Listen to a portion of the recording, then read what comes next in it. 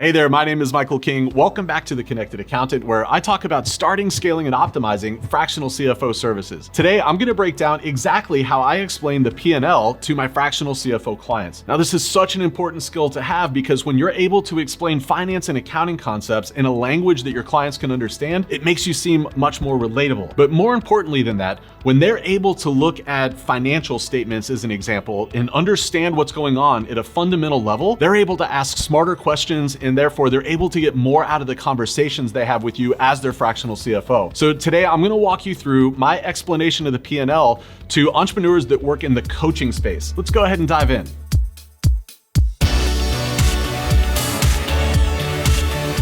All right, before we dive into the nitty-gritty on the profit and loss statement and what all the sections are, I wanna point out two important things right off the bat. First of all, you may hear the P&L or the profit and loss statement referred to as the income statement. Those terms are completely interchangeable. The second thing that I want to make sure you're aware of is that every profit and loss statement covers a period of time or a date range. So the first thing that you want to look at anytime that you run a P&L is what date range am I looking at? Let's jump into some of the mechanics of a P&L. A P&L has three primary sections. So I'm gonna go into each of those sections and I'm gonna give you some examples and a little bit further detail on what they mean. The first section of the P&L, this is the one that we all tend to know as entrepreneurs.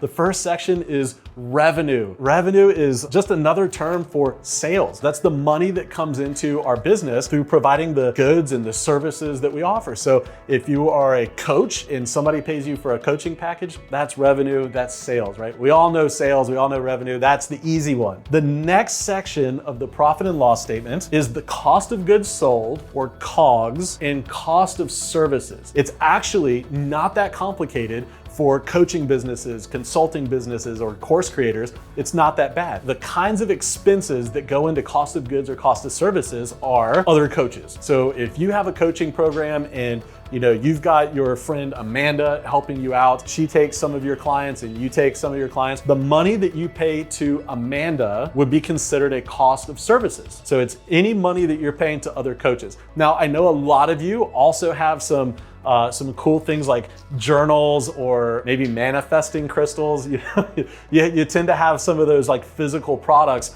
that your audience just loves to get from you. The money that goes out of your business towards buying those journals, towards shipping those journals, towards packaging those journals, those are cost of goods, cost of services expenses, okay? So again, cost of goods, cost of services is like, other coaches that you have that are providing coaching services for you.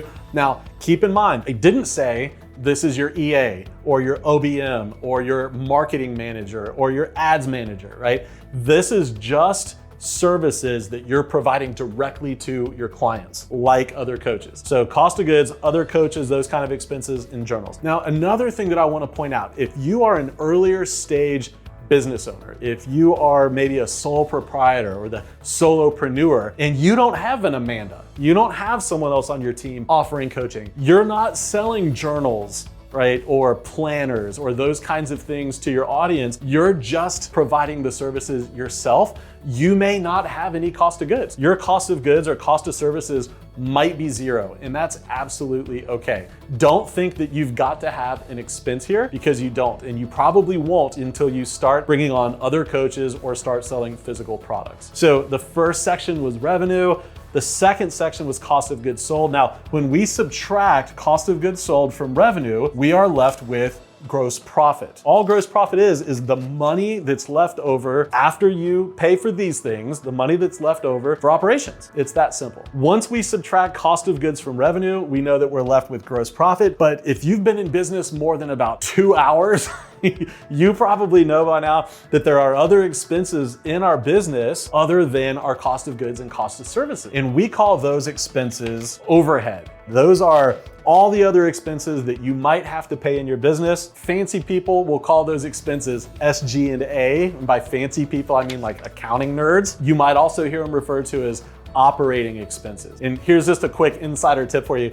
SG&A stands for sales, general, and administrative expenses. I like to call it overhead or operations expenses. It's just easier. Those expenses, those are the ones that we all know about. Those are covering things like our ads or our OBM or our ads manager our Canva subscriptions, our cell phones, rent, payroll, all those things go into these overhead expenses. So when we take revenue, we subtract out our cost of goods, we're left with gross profit. We subtract our overhead, boom, we're done. We're left with either a net profit or a net loss. And that's really it. That is the profit and loss statement in a nutshell. And as a coach or a course creator or a consultant, this is really all you need to know about the income statement or the profit and loss statement. Let your accountant, your bookkeeper, your CFO worry about the other complexities. This is really all you need to be focused on as the CEO. And there you have it. That's how I explain the profit and loss statement to CFO clients that are in the coaching industry. The number one most important thing that I want to encourage you to remember is that when you explain things like the profit and loss statement to your clients, you don't have to be 100% technically accurate in your explanations. Just give them enough that it's relatable, but more importantly, that they can make smarter decisions and ask smarter questions based on what you've shared with them. Listen, if you're thinking about starting a CFO firm, then I want to encourage you to check out this playlist where I give you the 4 steps that you need to follow to launch a CFO firm or start offering CFO services. In the meantime, I can't wait to see you back right here, my friends. See you then.